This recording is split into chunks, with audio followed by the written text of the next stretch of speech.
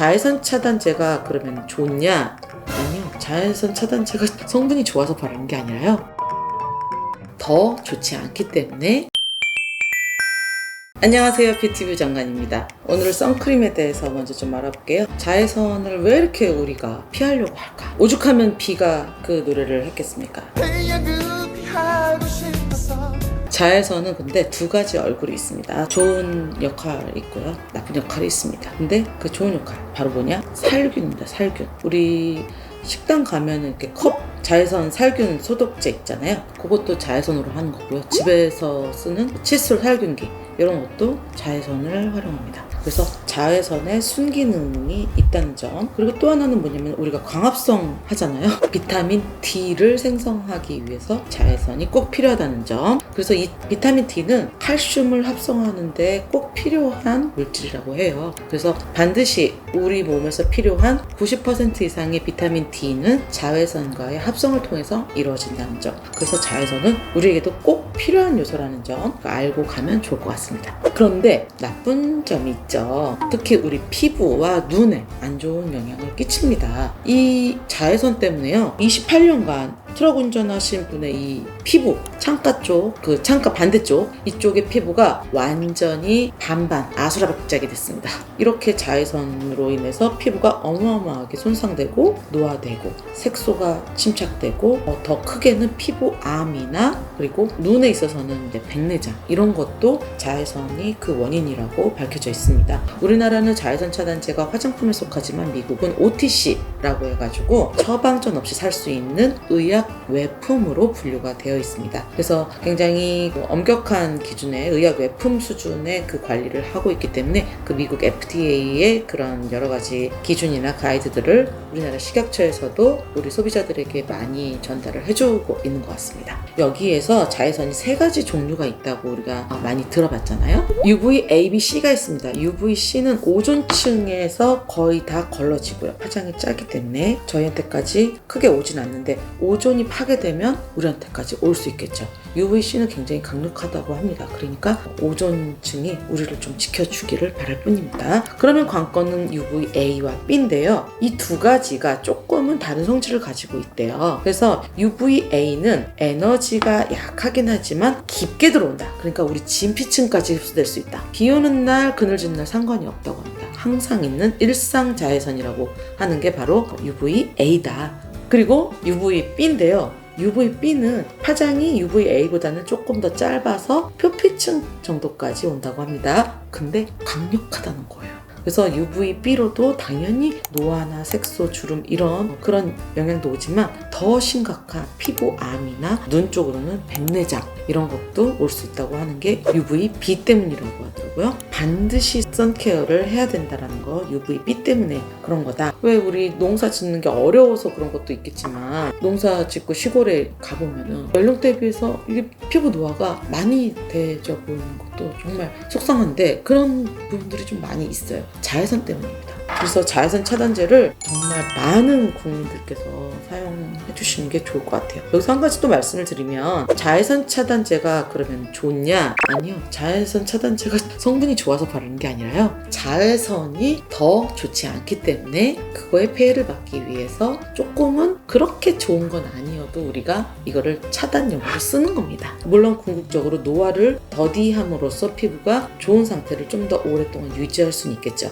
그게 바로 자외선 차단제의 기능이라는 점 꼭 알고 가셨으면 좋겠습니다.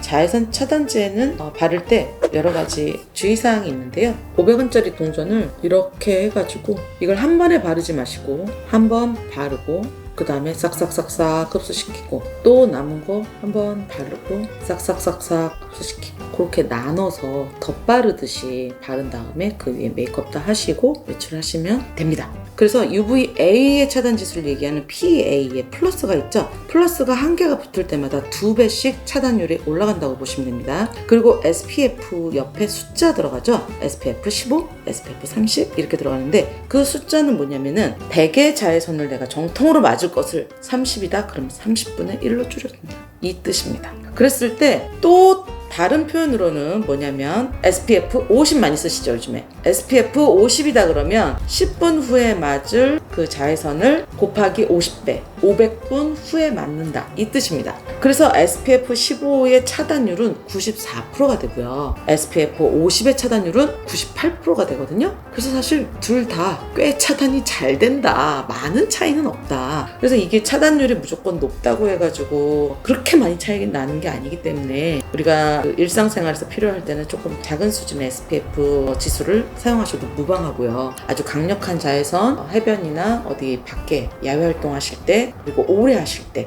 그럴 때는 좀 더 시간을 늘려줄 수 있는 50 제품을 써주시는 걸 권해드리고요. 그리고 수영장이나 이런 물에 씻김, 그다음에 땀 흘리고 그럴 때는 2시간에 한 번씩 덧발라주시는 거 그게 꼭 필요하다고 얘기하고 있습니다. 미국 암협회에서는 햇빛으로부터의 안전을 위한 간단한 수칙을 제공하고 있거든요. 태닝 부스를 사용하지 말라고 권하고 있고요. 그리고 특히 외부 활동 시에는 태양광선이 장렬하는 오전 10시부터 4시 사이의 그 시간은 그늘에 있어라 라고 얘기를 하고 있습니다. 그리고 긴팔 셔츠, 모자, 선글라스 이런 보호장구를 같이 사용하기를 권하고 있고요. 그리고 심지어 흐린 날에도 자외선 차단제를 30 이상으로 꼭 발라라 라고 권하고 있습니다. 이렇게 자외선 차단제가 중요한 역할로 우리 생활에 들어와 있는데요.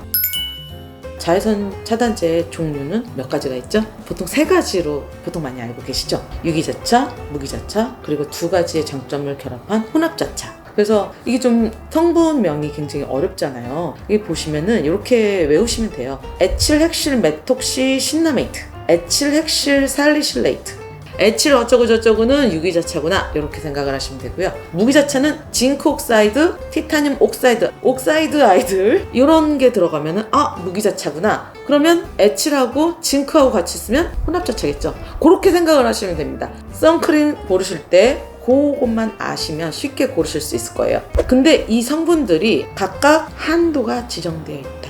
특히 유기자차의 이 성분들은 3%, 5%, 7% 뭐 이런 식으로 성분마다 각각의 한도가 정해져 있고요. 무기자차에 사용되는 징크 옥사이드나 티타늄 옥사이드 이런 것들은 비교적 더 많은 함량의 한도를 가지고 있다는 점 참고로 아시면 좋을 것 같습니다. 그래서 원리는요. 유기자차 자외선 차단제는 우리 피부에 흡수됩니다. 그래서 약 한 20-30분 후에 이렇게 작동을 한다고 그래요. 그래서 자외선이 딱 들어왔을 때 여기서 이 성분들이 접수를 해요. 그래서 이걸 열 에너지로 바꿉니다. 아주 작은 열로 전환해서 발산을 시키는 겁니다. 그런 역할로서 자외선 차단을 하는데, 그런데 반해서 무기자차는 여기 하나의 막을 씌워주는 거예요. 그래서 햇빛이 오면 반사됩니다. 이 성분 자체가 피부에 흡수가 되질 않고, 흡수되면 사실은 안 돼요. 좋은 성분은 아니기 때문에 안 되는 게 더 좋습니다. 피부 자극, 피부 성분 이런 거에 이제 케어를 많이 하시는 분들은 무기자차 권해드리잖아요, 많이. 그래서 그렇습니다. 그래서 자극에 대한 부담이 덜한 부분이 있습니다. 반면에 무기자차는 이제 백탁이 좀 있을 수 있다. 발랐는데 약간 좀 허옇된다. 그리고 약간 좀 끈적임이 있다. 약간 조금 꼬독꼬독하다, 묵직하다 하는 그런 제형감, 이거는 무기자차입니다. 반면 유기자차는 장점이 뭐냐? 완벽한 사용감, 이 판타스틱한 이 제형감은 정말 말을 할 수가 없을 정도로 정말 기가 막힙니다. 그래서 유기자차는 리뷰가 훨씬 좋아요. 이 소비자들의 리뷰는 관능 평가거든요, 말하자면. 제품을 써보고 그 느낌적인 느낌을 말로 표현하는 거잖아요. 그 관능 평가로 제품을 얘기하자 그러면 무기자차가 유기자차를 따라갈 수가 없어요. 그래서 이 유기자차의 매력 또한 정말 기가 막힙니다. 그렇지만 단점은 이게 흡수된다는 그런 부담감이 있다라는 거. 그렇지만 이제 이 위에 말씀드렸듯이 성분별로 한도가 지정되어 있기 때문에 이 부분은 나라에서도 각각 잘 관리하고 있다. 그렇게 알고 계시면 될 것 같습니다. 그래서 자기 상황에 맞게 선택하시는 게 좋을 것 같고요. 저 같은 경우는 화장을 할 때는 이제 유기자차를 좀 씁니다. 왜냐면은 좀 흡수가 착 돼가지고 화장에 그냥 착착 달라붙게 하려고 유기자차를 좀 쓰고요. 그리고 밖에 활동이 많거나 장시간 나가 있거나 그럴 때는 무기자차를 그 위에 또 덧바릅니다. 그래서 저는 두 가지를 계속 혼용해서 씁니다.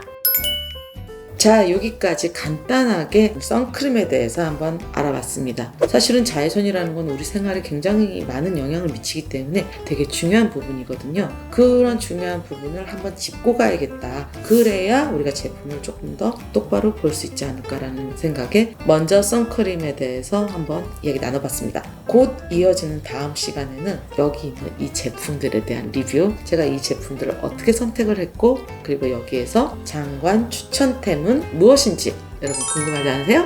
그러면 오늘도 감사드리고 다음 시간에도 또 뵙겠습니다. 감사합니다.